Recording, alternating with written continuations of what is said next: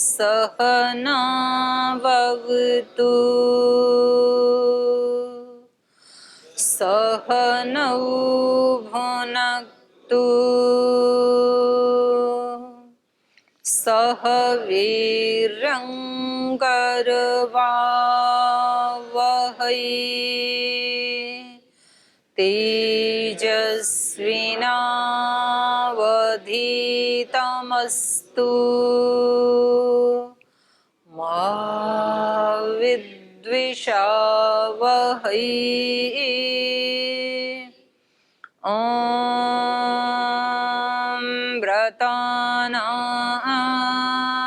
व्रतपते व्रतं चरिष्यामि तच्छकीयं तन्मे राध्यताम् इदमहमनृतात् सत्यमुपैमि। ॐ शान्ति शान्ति शान्तिः।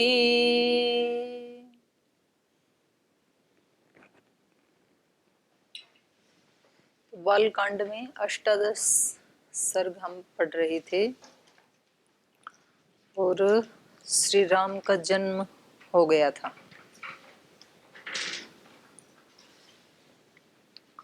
और उनके साथ साथ उनके बाकी तीनों भाइयों का भी, भरत लक्ष्मण शत्रुघ्न। तो राम का जन्म अगली रामनवमी को हुआ था, यद्यपि चैत्र मास में जो आती है। लेकिन कि जिसने भी बनाया होगा, किसी योगी ने ये जो डिजाइन, तो कितना सुंदर बनाया होगा, लेकिन हमने उसके ठीक अर्थ को ना समझ के और उसका मतलब ऊपर ऊपर का भाग हमने पकड़ लिया जो नवरात्र वाला है। ये ऐसा ही है जैसे कोई केले के छिलके को तो खाए और अंदर जो खाने वाला उसको फेंक दे, तो उसका छिलके में तो बहुत कम वो है ना, गुण हैं उसमें भी थोड़े बहुत तो, लेकिन सार तो अंदर है ना। तो ऐसे ही हो गया ये नवरात्र का भी।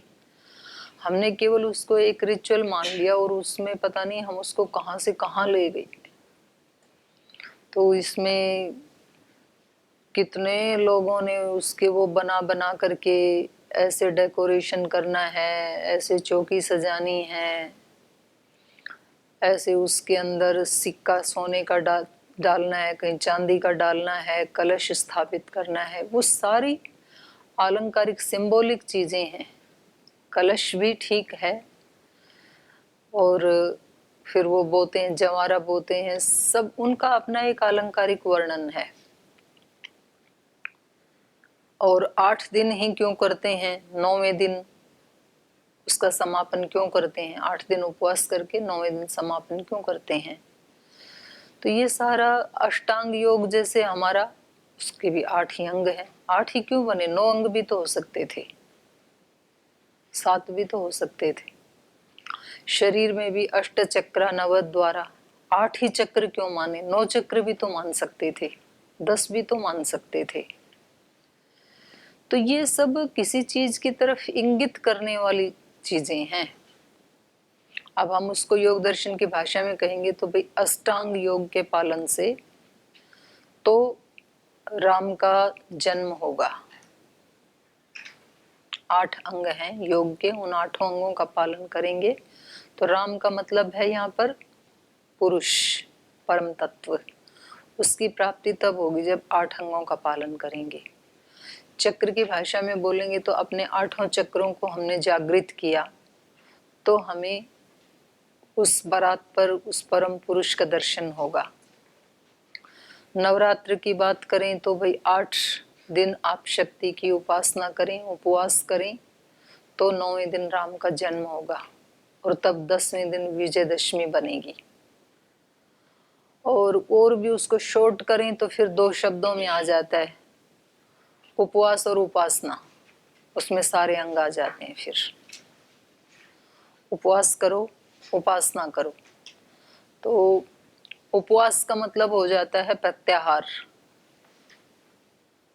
और उपासना में अगले आ जाएंगे। माने उपवास में पीछे के 3 अंग भी सिमट जाएंगे, यम, नियम, आसन, प्राणायाम और प्रत्याहार। प्रत्याहार का मतलब ही उपवास है। और धारणा, ध्यान, समाधि का मतलब ये उपासना, अगर हम उसको शॉर्ट में कहेंगे तो हमारे जो योगी थे, ऋषि थे, उन्होंने तरह तरह से हमारे को जगाने की कोशिश की। उसके नाम अलग अलग बनाए, उनके डिजाइन अलग अलग बनाए। कहीं किसी उपवास को एकादशी बताया,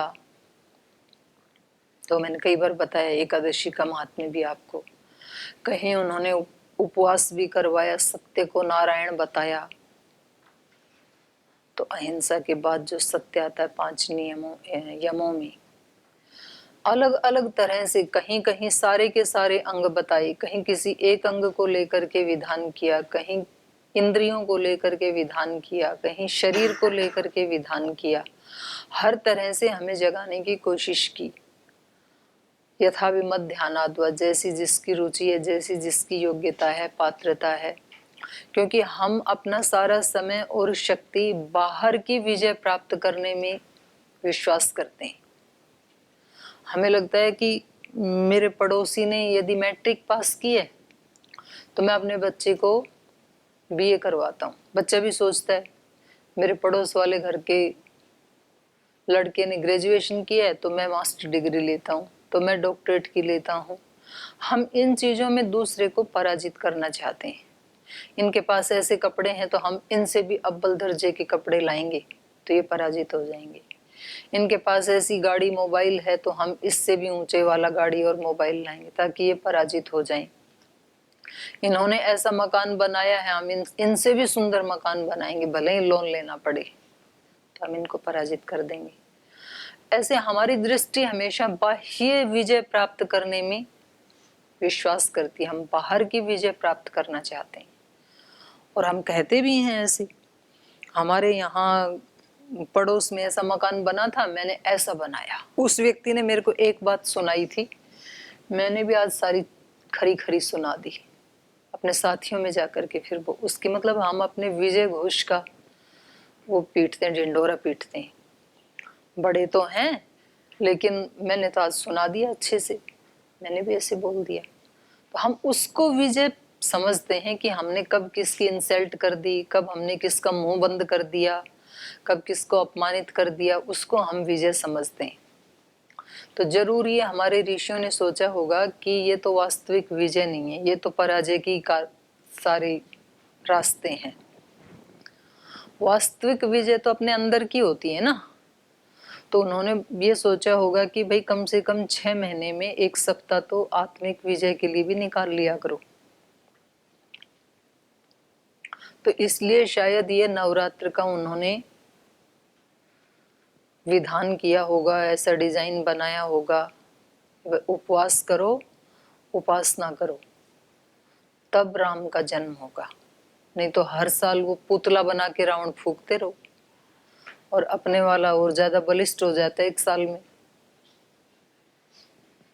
पहले 1 साल पहले कुछ कम दोष थे, 1 साल आते आते और खूब सारे बढ़ा लिए हमने उन्हीं दोषों को। तो ऐसे हर साल ये बाहर के रावण फूकने से, बाहर की रामनवमी, विजयदशमी मनाते रहने से आज तक भी हमारी विजय हुई नहीं, आज तक भी हमारे अंदर राम का जन्म हुआ नहीं। तो इसका अभिप्राय इतना ही है नवरात्र का, ये कोई रिचुअल नहीं है। ठीक है, वो तरीके हैं अपने अपने ढंग से कोई कैसे मनाते हैं, पर उसके साथ यदि भावना जुड़ी हुई नहीं है, यदि श्रद्धा नहीं है, तो फिर वो ऐसे ही है कि जैसे किसी की आत्मा तो निकल गई और डेड बॉडी को अब सजाए जाओ, उसका मेकअप किए जाओ। तो फायदा क्या है डेड बॉडी का मेकअप करो, उसको तो जलना ही है। तो केवल कर्मकांड हमारी रक्षा नहीं कर सकता है, केवल शब्द हमारी रक्षा नहीं कर सकते हैं। एक वो दूसरा एक और तबका है, वो कहते हैं कि ज्ञान से मुक्ति होगी। ज्ञान को क्या समझा उन्होंने? शब्द। बोले आप तो ओम बोलते हो, आपको तो ओम के अर्थ का ही नहीं पता, ऐसे ही ओम बोल रहे हो। तो बोले आपको पता है? बोले हाँ। क्या अर्थ है? अवरक्षण गति कांति प्रीति। वो फिर उसके 20-21 अर्थ बता दिए, हमें पता। वो अर्थ नहीं है उसका, वो शब्दांतरी है, वो भी शब्द ही है। अर्थ तो वो है जिसके लिए ये सारे शब्द बने हैं, वो अर्थ है। जिस तत्व की तरफ ये सारे शब्द इशारा कर रहे हैं वो अर्थ है। वो जिसने जाना वो धन्य है, वो जिसने नहीं जाना वो सारे शब्द ही शब्द है। तो इसलिए ना शब्द से कल्याण होने वाला है, ना कर्मकांड से कल्याण होने वाला है। और उस तत्व की प्राप्ति करने के लिए गीता में भी यही बताया है, वेद में भी यही बताया है कि श्रद्धा के बिना वो नहीं मिलेगा। उपनिषद में भी यही बताया, श्रद्धावान लभते ज्ञानम। श्रद्धा की बहुत बड़ी महिमा सब जगह गाई है, और हम खुद देख सकते हैं अपने जीवन में। जितना व्यक्ति श्रद्धावान होता है, जितना विनम्र होता है, जितना सरल होता है, श्रद्धा का संबंध है ऋजुता से। जितना जितना व्यक्ति जटिल होता है उतना उतना उसमें श्रद्धा की कमी आ जाती है, फिर उलझ पुलझ हो जाता है वो, क्योंकि वो अपने सच्चे स्वरूप से कहीं ना कहीं दूर हो जाता है, इसलिए श्रद्धा की कमी आ जाती है। जितना जितना व्यक्ति पवित्र होता जाएगा, शुचिता हमारे अंदर श्रद्धा पैदा करती है। जितनी श्रद्धा होगी उतनी शुचिता बढ़ेगी, जितनी शुचिता बढ़ेगी उतनी श्रद्धा बढ़ेगी। ये दोनों एक दूसरे से जुड़े हुए हैं। तो हम जो हर 6 महीने में ये उपवास का विधान है, तो ये शारीरिक दृष्टि से भी, मानसिक दृष्टि से भी, आध्यात्मिक दृष्टि से भी इसका बहुत बड़ा महत्व है। क्योंकि जो हम आहार लेते हैं ना, उसका शरीर के साथ भी संबंध है, मन के साथ भी संबंध है, और इन दोनों का आत्मा के साथ भी संबंध है। साधन जितना अच्छा होगा उतना ही तो यात्रा करने वाला फास्ट आगे बढ़ सकेगा। तो हम सब आत्माएं एक यात्रा के ऊपर निकले हुए हैं, संसार की यात्रा करके अपनी मंजिल की तरफ हम आगे बढ़ रहे हैं। मंजिल है हमारी परमात्मा। और हमारा साधन जितना ही शुद्ध होगा, सात्विक होगा, स्वस्थ होगा, उतना ही हम तेज गति से आगे बढ़ पाएंगे। तो कुछ लोगों ने इसका प्रयोग किया, महात्मा गांधी ने प्रयोग किया। वो उपवास में बहुत विश्वास करते थे। और हमारे एक श्रद्धेय स्वामी सोमानंद जी महाराज, जो मैं कई बार चर्चा करती हूँ, जो गुरुजी के भी गुरुजी थे, जिनके महाराज जी भी कई बार चर्चा करते हैं, तो वो ऐसे बोलते थे। वो अपने जीवन में उनका नियम था, ऐसे मुट्ठी में 2 मुट्ठी आए इतना सा वो खाना खाते थे। वो खिचड़ी खाते थे, वर्षों खिचड़ी खाई उन्होंने, 13-14 वर्ष तक। एक कितना छोटा सा मिट्टी का घड़ा था, वो हंडिया सी, और उसमें गाय के गोसा नीचे लगा के उस पे रख देते थे, उसको आग जला के, और उसमें ऐसे हाथ से 2 मुट्ठी वो अन्न डालते थे, दाल और चावल। बस वो आराम आराम से वो बनती, तब तक वो अपने आश्रम में सेवा करते रहते थे। वो 3-4 घंटे में बन के तैयार होती थी। जैसे 8 बजे रखी तो 12 बजे तैयार होती थी, धीरे धीरे धीरे धीरे बन के। तो उसका कोई भी तत्व है वो नष्ट नहीं होता था। तेज आग में पकाने से तो जल जाते हैं। उसको खाया उन्होंने वर्षों तक। मतलब इतना ही खाते थे कि पेट में ना तो बहुत ज्यादा भूख रहे और ना बहुत ज्यादा वो भर जाए। वैद्य भी थे वो। तो उनसे किसी ने पूछा कि जी ये उपवास की क्या महिमा है।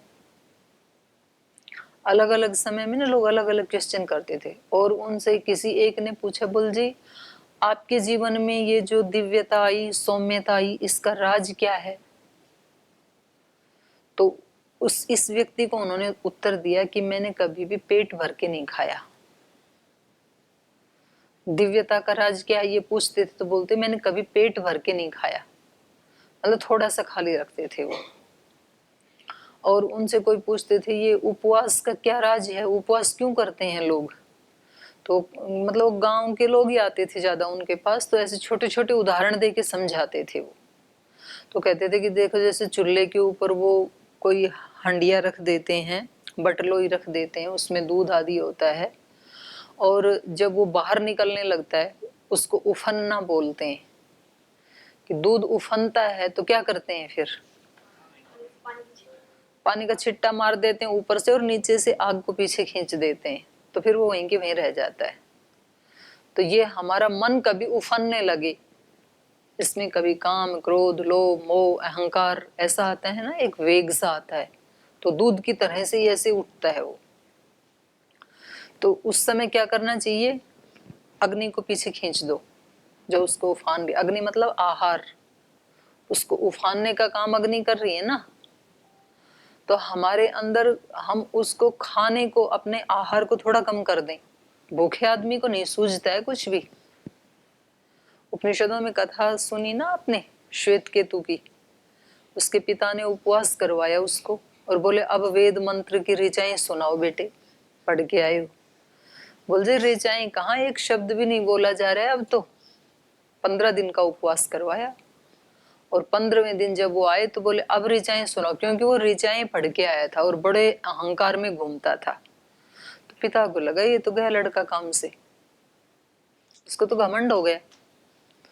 तो उनको उन्होंने उपवास करवाया, तो बोला ही नहीं जा रहा उससे 15 दिन में। तो पिता ने कहा चलो ठीक है, 1 ग्रास खा के आओ। तो थोड़ी सी उसका प्राण वहां रुक गया। फिर अगले दिन कहा आज 2 ग्रास खा के आओ।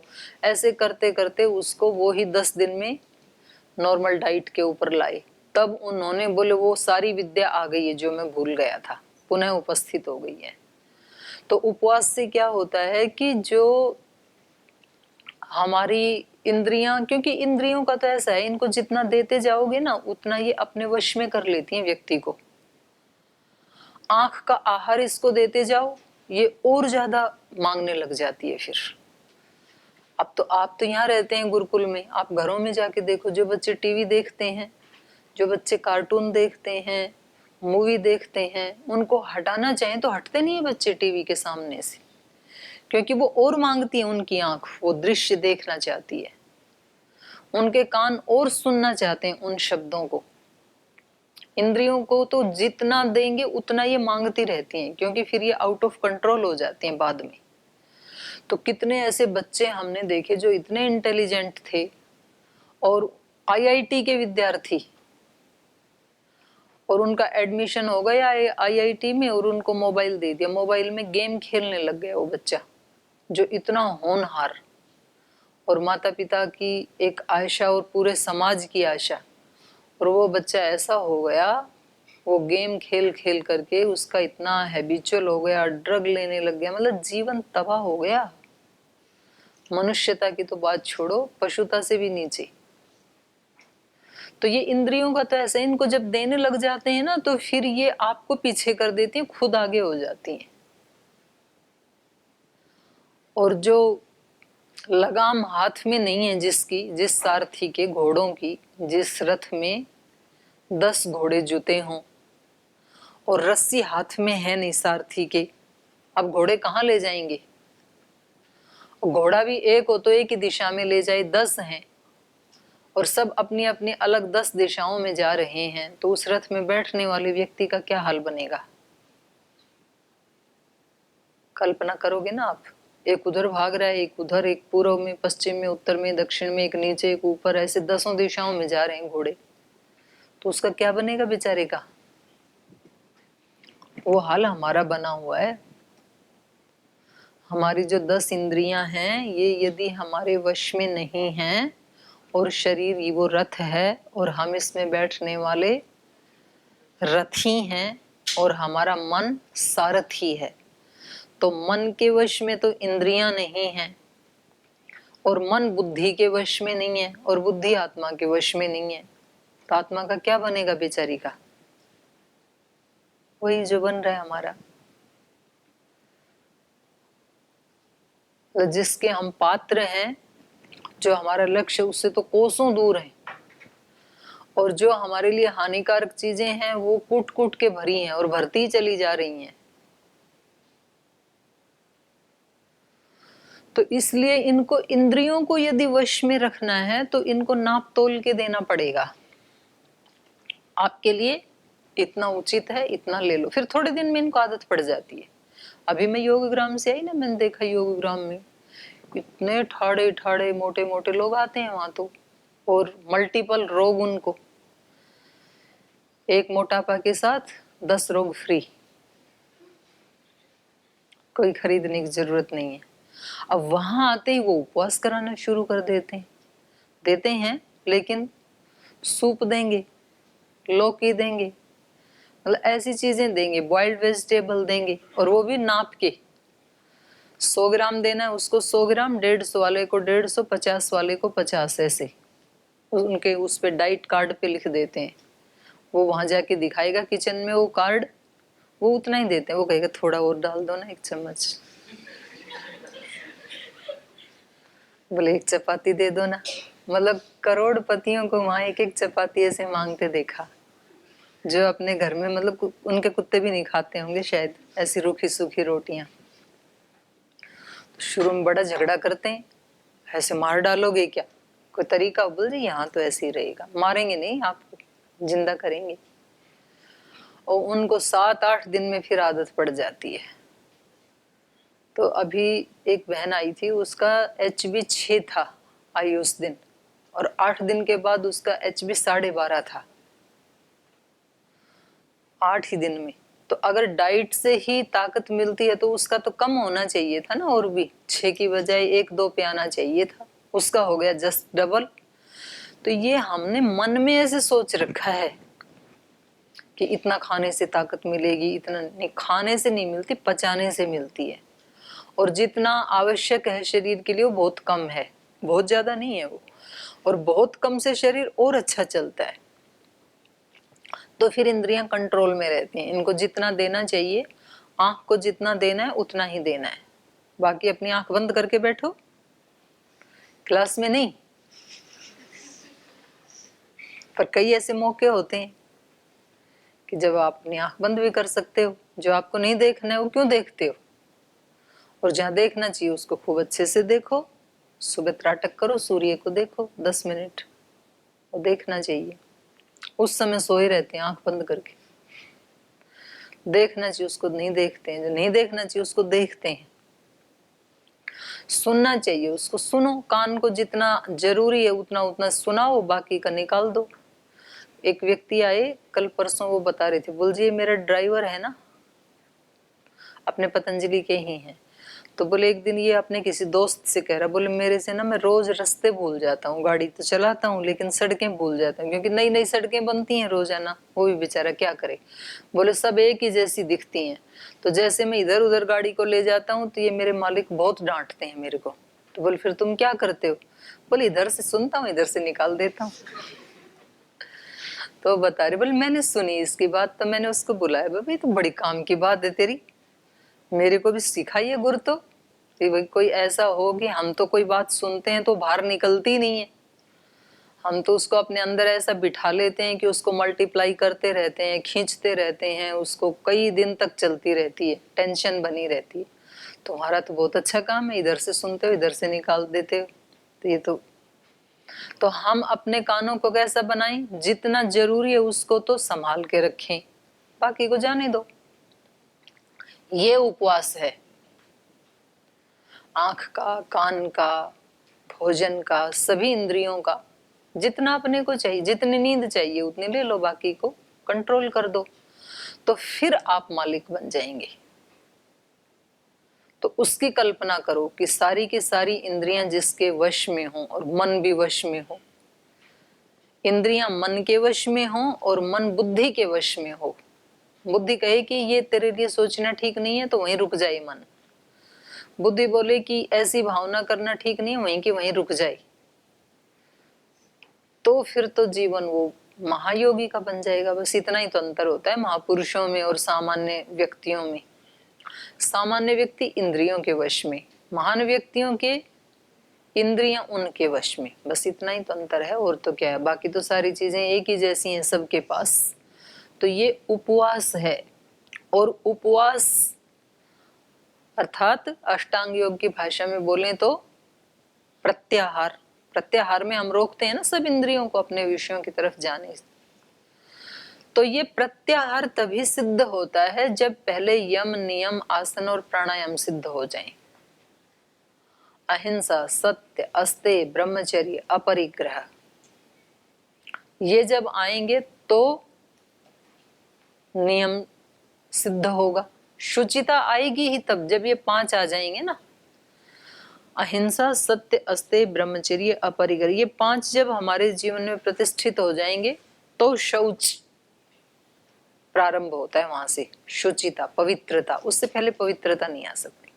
कोई व्यक्ति हिंसक भी हो और पवित्र भी हो, ये नहीं हो सकता है। कोई असत्य भी बोलता हो और पवित्र भी हो, नहीं हो सकता है।